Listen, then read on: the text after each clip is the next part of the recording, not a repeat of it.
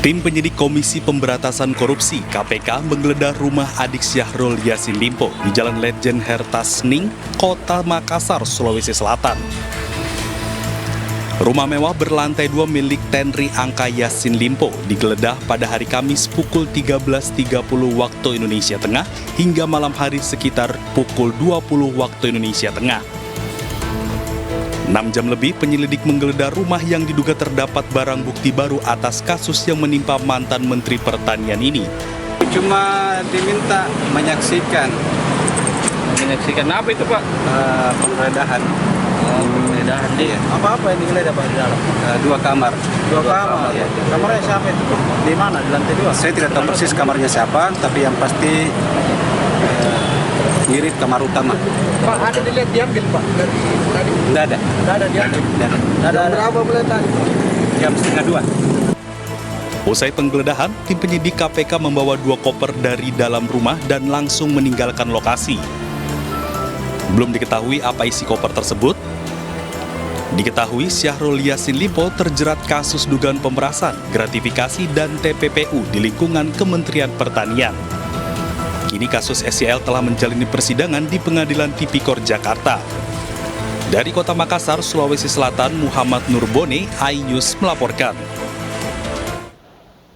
Kejaksaan Agung kembali memeriksa artis Sandra Dewi, istri dari Harvey Muiz, tersangka kasus dugaan korupsi dalam tata niaga komoditas timah di wilayah izin usaha pertambangan.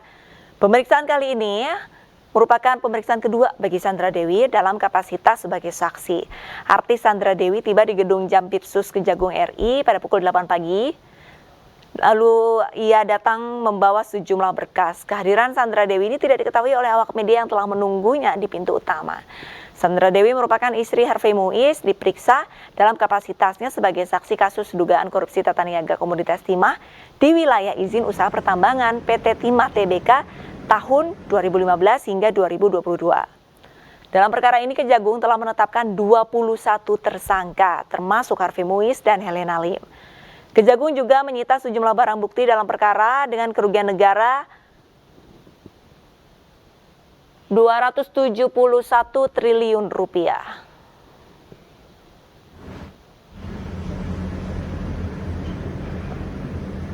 Direktur Penyidikan Jaksa Agung Muda Tindak Pidana Khusus Kejagung Kuntadi menjelaskan belum bisa dipastikan apakah status Sandra Dewi akan ditingkatkan dari saksi menjadi tersangka. Pemeriksaan untuk menjelaskan pemisahan harta antara Sandra Dewi dan suaminya. Dalam pemeriksaan juga dijelaskan bahwa Sandra Dewi memiliki penghasilan sendiri dan ada datanya beberapa tahun belakangan berapa penghasilan yang bersangkutan. Data itu nantinya akan menjadi acuan penyidik dalam pemeriksaan Sandra Dewi, kemudian dicocokkan penghasilan tersebut dengan aset yang dia miliki. Kejagung juga sudah menyita sejumlah aset milik Sandra dan Harvey, termasuk mobil-mobil mewah milik mereka. Sementara terkait rumor pesawat yang dimiliki tersangka Harvey Muiz, Kejagung saat ini masih menyelidikinya.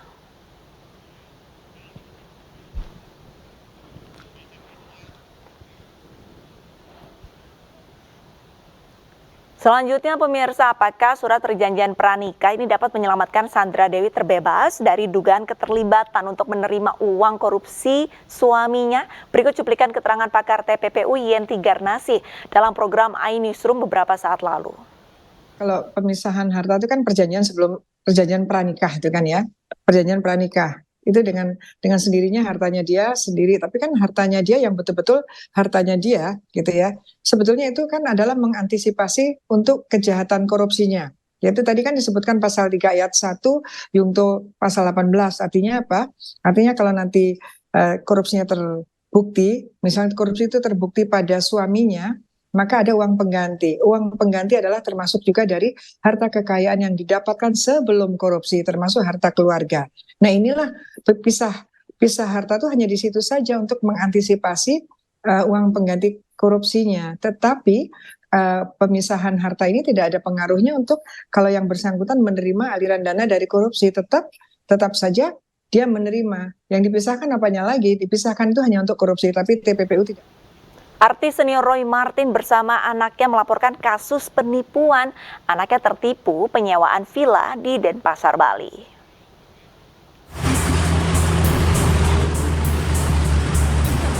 Anak dari artis senior Roy Marten yaitu Monik Arditi mendatangi Polda Bali. Mereka ingin melaporkan adanya dugaan kasus penipuan yang dialami anaknya. Kasus bermula saat Monik hendak menyewa villa selama 20 tahun dengan harga 980 juta rupiah dibayar lunas. Namun hingga saat ini terlapor belum juga memberikan villa kepada Monik.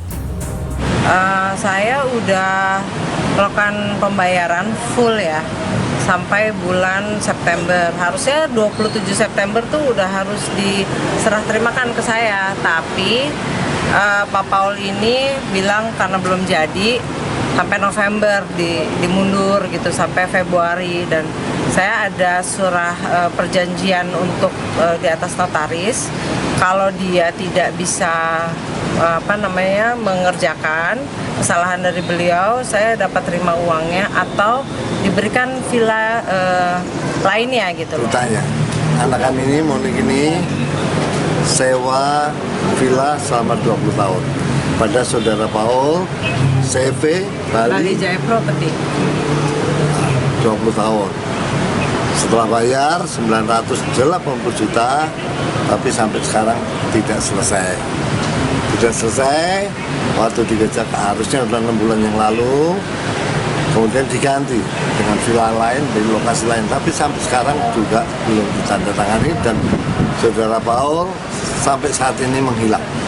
Jadi kami laporkan, mudah-mudahan dari sini dia punya niat baik untuk muncul dan menandatangani penyerahan. Keluarga Roy Marten mengaku terakhir kontak dengan terlapor pada Maret 2024. Hingga kini terlapor menghilang dan tidak dapat dihubungi. Para korban lainnya berharap terlapor memiliki niat baik dan memenuhi tanggung jawabnya. Dari Denpasar, Bali, Indira Ari Ayus melaporkan. Pemirsa, banyak cara Allah memanggil umat Islam datang ke Tanah Suci. Nah, cara yang unik dan penuh perjuangan ini dilakukan warga Indonesia tiba di Madinah dengan bersepeda dari Indonesia. Karena saya bersyukur, doa-doa saya selalu dijabah, Pak.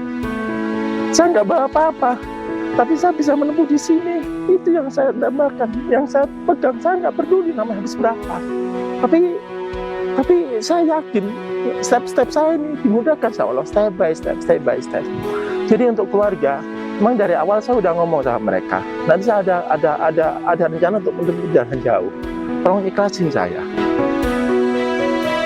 Sayudi Prastopo, seorang pria kelahiran tahun 1971 ini memberanikan diri bersepeda dari Indonesia ke Arab Saudi.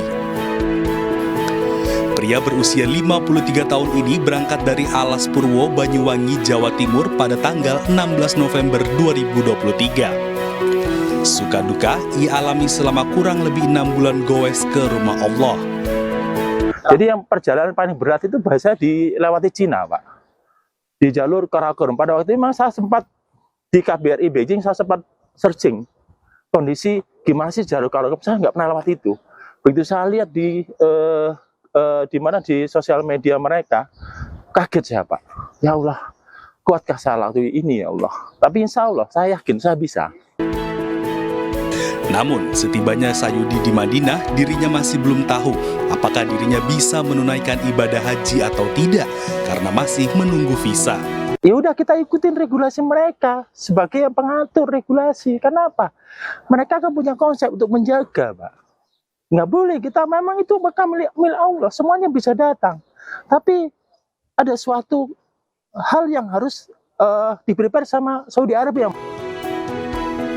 Kini Sayudi menanti kebijakan dari pemerintahan Arab Saudi, apakah dirinya bisa berhaji atau tidak. Namun, saat ini dirinya berserah diri dan tetap melaksanakan ibadah di Madinah. Dari Madinah, Arab Saudi, Suhud Nur Fadli, Ayus melaporkan. Memasuki hari ke-6, jemaah haji asal Indonesia sudah tiba di Madinah. Jemaah yang tiba mencapai puluhan ribu dan ratusan kloter. Dan untuk mengetahui kondisi terkini bagaimana ibadah haji di sana, sudah ada rekan kami, Suhud Nur Fadli.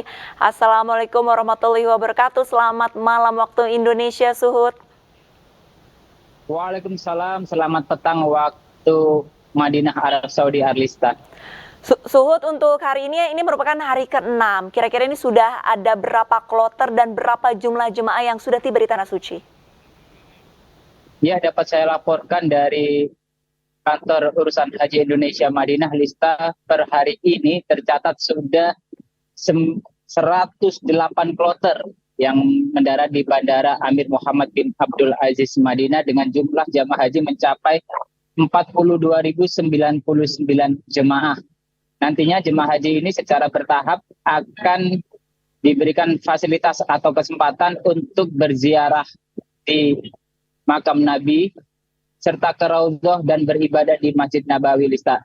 Adapun jamaah haji Indonesia ditempatkan di 106 hotel yang tersebar di sekitar pelataran pintu Masjid Nabawi sehingga memudahkan jamaah haji dalam beraktivitas maupun beribadah, Arlista. Untuk kondisi para jemaah haji Indonesia yang sudah ada di sana terkait fisiknya, ini seperti apa? Apakah semuanya sehat-sehat saja? Ya, untuk jemaah haji Indonesia, Lista, tercatat ada 19 jemaah yang saat ini masih dirawat di Klinik Kesehatan Haji Indonesia dengan 7 jemaah dirawat di 5 rumah sakit yang ada di Arab Saudi. Tapi kondisi ke semua jemaah yang dirawat itu saat ini stabil dan insya Allah akan segera pulih dengan penanganan yang tepat dan terukur dari tim medis Indonesia maupun tim medis yang ada di Arab Saudi, Arlista. Untuk yang perlu diketahui, Arlista, kemarin tepatnya setelah asar ada 2 orang jamaah haji Indonesia yang diamankan oleh askar di sekitar Masjid Nabawi karena membentangkan spanduk KBIH. Lista. Jadi perlu diperhatikan bahwasanya di Masjid Nabawi terdapat aturan ataupun larangan yang harus dipatuhi oleh seluruh jamaah haji dari seluruh dunia, Lista. Di antaranya adalah larangan merokok. Karena bagi siapapun yang kedapatan merokok di area sekitar Masjid Nabawi akan ditangkap oleh askar dan didenda 200 rial atau sekira 800.000 rupiah, Lista.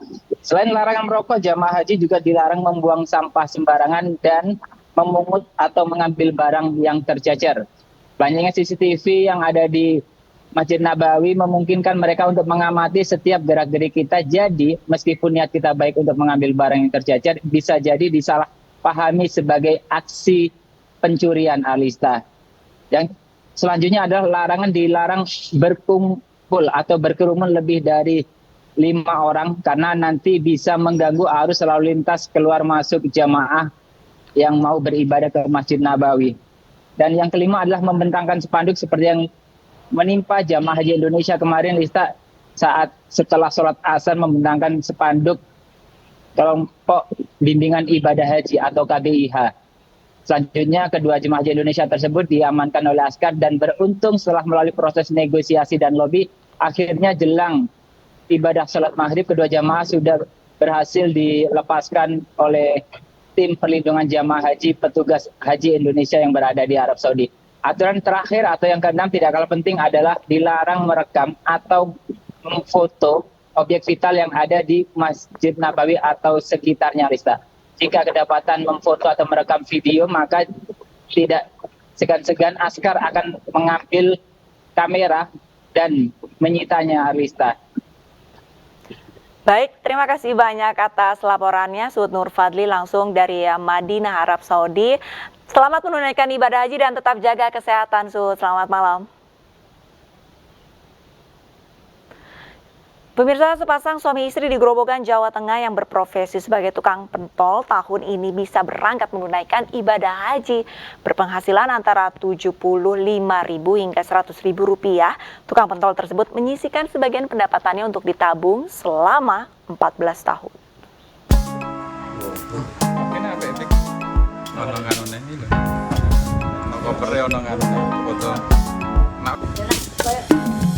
Mas Hudi 63 tahun bersama istrinya Suyatmi 58 tahun. Warga desa Menduran, Kecamatan Berati, Grobogan, Jawa Tengah bahagia bisa mewujudkan impian mereka selama 14 tahun untuk bisa menunaikan ibadah haji tahun ini. Niat berangkat haji kakek yang akrab dipanggil Mbah Mashudi ini semakin menjadi saat ia melihat sebuah foto Ka'bah di sebuah toko dan kemudian ia membeli foto tersebut dan dipasang di dalam rumahnya. Setiap hari, Mbah Mashudi memandangi foto Ka'bah itu dan membuatnya semakin giat berjualan serta mengumpulkan uang untuk mendaftar haji. Dalam sehari Mbah Mashudi berhasil mendapatkan keuntungan 75 hingga 100 ribu rupiah dari berjualan pentol dan menyisihkan setengahnya untuk ditabung. Hingga tahun 2012 silam, Mbah Mashudi berhasil mendaftarkan haji dirinya bersama istri. Mulai nabung Mbah tahun itu. Ya, nabung sedikit-sedikit. Nah, saya nggih tani saya itu tenanan pokoknya nggih. Sawah saya rodok luas itu dapat menabung itu dari sawah, dari pentol, semua itu berkumpul itu jadi satu kemarin. Alhamdulillah bisa daftar tahun 12 itu. Nah, tahun 12 itu dulu kan 10 tahun Mbah. Nah, kan 22 lah. Ini ada corona nggih, dan itu mundur. Nah, alhamdulillah ini dipanggil ke Allah Ta'ala tahun 2024, alhamdulillah.